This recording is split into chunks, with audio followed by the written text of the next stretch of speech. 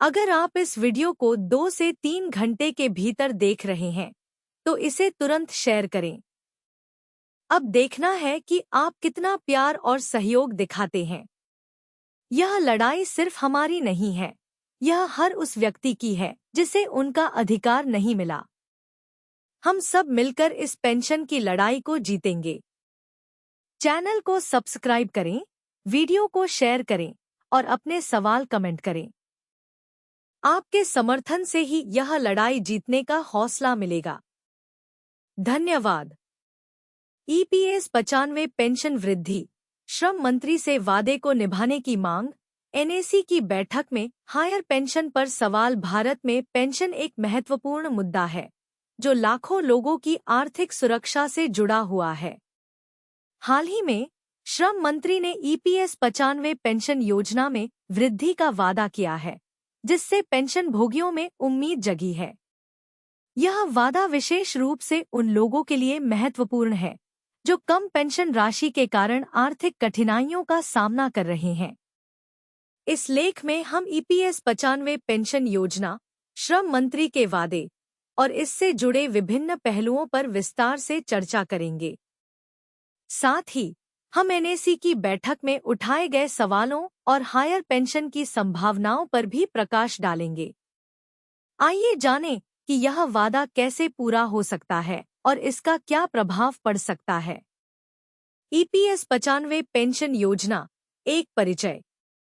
EPS 95, जिसे employees pension scheme 1995 के नाम से भी जाना जाता है, एक महत्वपूर्ण सामाजिक सुरक्षा योजना है। यह योजना कर्मचारियों को सेवानिवृत्ति के बाद आर्थिक सहायता प्रदान करने के लिए डिजाइन की गई है।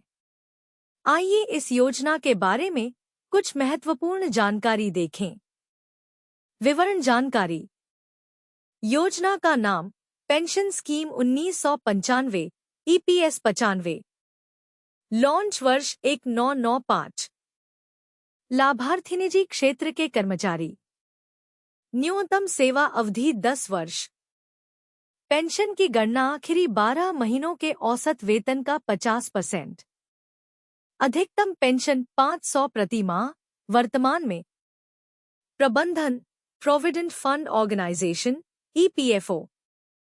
योगदान कर्मचारी और नियोक्ता दोनों से ईपीएस 95 योजना ने वर्षों से लाखों कर्मचारियों को लाभान्वित किया है, लेकिन वर्तमान आर्थिक परिदृश्य में कई लोग इसे अपर्याप्त मानते हैं।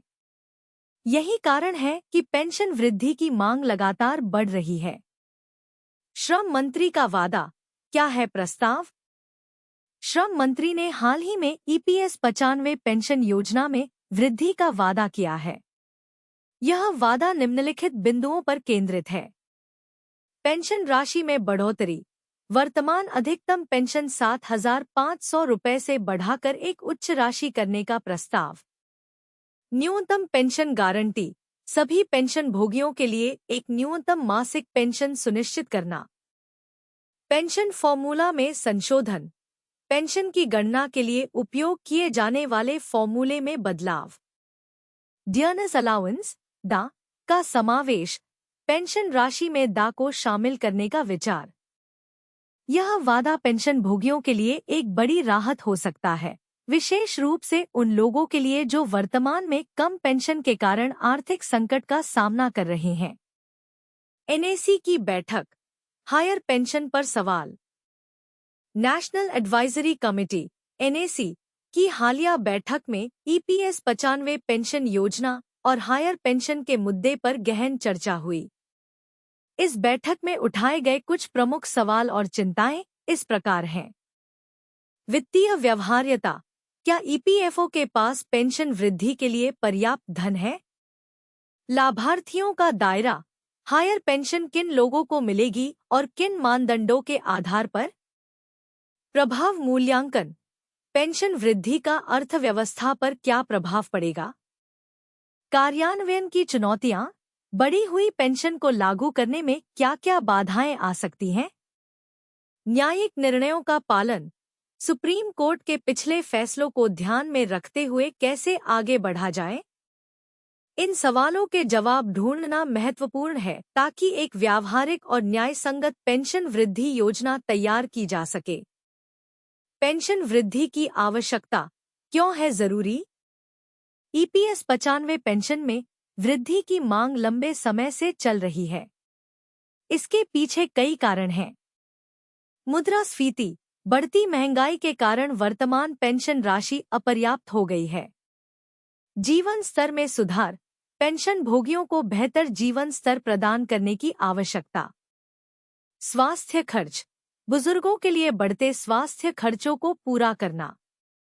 सामाजिक सुरक्षा, वृद्धावस्था में आर्थिक सुरक्षा सुनिश्चित करना। आर्थिक असमानता, पेंशन भोगियों और वर्तमान कर्मचारियों के बीच की खाई को कम करना। इन कारणों को देखते हुए पेंशन वृद्धि न केवल वांछनीय है बल्कि आवश्यक भी है। पेंशन वृद्धि के संभावित मॉडल। श्रम मंत्री के वादे को पूरा करने के लिए कई मॉडल प्रस्तावित किए जा रहे हैं। कुछ प्रमुख विकल्प हैं। फ्लैट रेट वृद्धि, सभी पेंशन भोगियों के लिए एक समान राशि की वृद्धि। प्रतिशत आधारित वृद्धि, मौजूदा पेंशन का एक निश्चित प्रतिशत बढ़ाना। स्लैब आधारित वृद्धि, विभिन्न पेंशन श्रेणियों के लिए अलग अलग वृद्धि दरें। इंडेक्सेशन, पेंशन को मुद्रास्फीति या न्यूनतम मजदूरी से जोड़ना। हाइब्रिड मॉडल, उपरोक्त विकल्पों का मिश्रण। प्रत्येक मॉडल के अपने फायदे और नुकसान हैं। सरकार को सभी पहलुओं पर विचार करके एक संतुलित निर्णय लेना होगा। वित्तीय प्रभाव और फंडिंग चुनौतियां। पेंशन वृद्धि का वित्तीय प्रभाव एक महत्वपूर्ण चिंता का विषय है। इसमें निम्नलिखित पहलू शामिल हैं। ईपीएफओ पर बोझ, बढ़ी हुई पेंशन का भुगतान करने के लिए ईपीएफओ के पास पर्याप्त धन होना चाहिए। सरकारी सब्सिडी, क्या सरकार को अतिरिक्त धन प्रदान करना पड़ेगा? नियोक्ता का योगदान, क्या नियोक्ताओं से अधिक योगदान की आवश्यकता होगी? कर्मचारी योगदान, क्या कर्मचारियों को अधिक योगदान देना पड़ेगा? निवेश रणनीति, ईपीएफओ को अपनी निवेश रणनीति में बदलाव करना पड़ सकता है। इन चुनौतियों का समाधान ढूंढना आवश्यक है ताकि पेंशन वृद्धि दीर्घकालिक रूप से टिकाऊ हो। कानूनी पहलू और न्यायिक निर्णय। पेंशन वृद्धि के मामले में कई कानूनी पहलू भी हैं जिन पर ध्यान देना आवश्यक है। सुप्रीम कोर्ट के फैसले, पिछले न्यायिक निर्णयों का पालन करना। संवैधानिक प्रावधान, अनुच्छेद 21, जीवन का अधिकार के तहत उचित पेंशन का अधिकार। श्रम कानून, मौजूदा श्रम कानूनों के साथ तालमेल बिठाना। अंतर्राष्ट्रीय मानक, आईएलओ के दिशा निर्देशों का पालन करना। समानता का सिद्धांत, सभी पेंशन भोगियों के साथ न्यायसंगत व्यवहार सुनिश्चित करना। इन कानूनी पहलुओं को ध्यान में रखते हुए ही कोई भी नीतिगत निर्णय लिया जाना चाहिए। अस्वीकरण, डिस्क्लेमर, यह लेख केवल सूचनात्मक उद्देश्यों के लिए है। हालांकि हमने सटीक जानकारी प्रदान करने का प्रयास किया है, फिर भी ईपीएस 95 पेंशन वृद्धि के संबंध में श्रम मंत्री के वादे और संबंधित मुद्दों पर आधिकारिक निर्णय अभी तक नहीं लिए गए हैं। पाठकों को सलाह दी जाती है कि वे किसी भी कार्रवाई से पहले नवीनतम सरकारी घोषणाओं और आधिकारिक स्रोतों से जानकारी प्राप्त करें। यह लेख किसी भी कानूनी या वित्तीय सलाह का विकल्प नहीं है।